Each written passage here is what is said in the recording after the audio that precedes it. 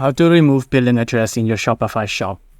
Now, you can't exactly remove the billing address because of how billing works, but there is an optional way you can ease it up on your customer. So let's get right into it. So the first thing you'd want to do is go down onto the settings page right here.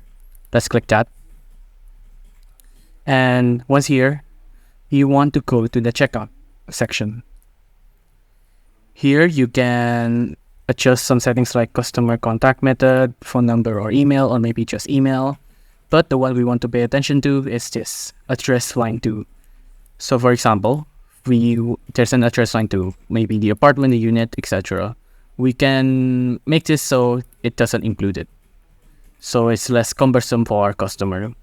We can also adjust if we want the shipping address phone number to be included or not. For this example, I'll just make it optional as well. The company name, I'll make it optional as well. And full name, require first and last name, whatever. But now, once we pick this option, the address line 2 won't be included anymore. So maybe it'll be a little easier for our customer to navigate around on. In here, you can also change some other settings. If you like, you can ask for tipping, address collection preference.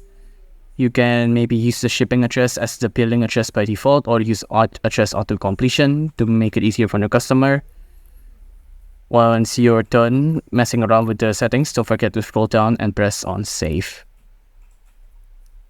Once the settings save, you're good to go. And that is how you change the billing address in Shopify. It's as easy as that.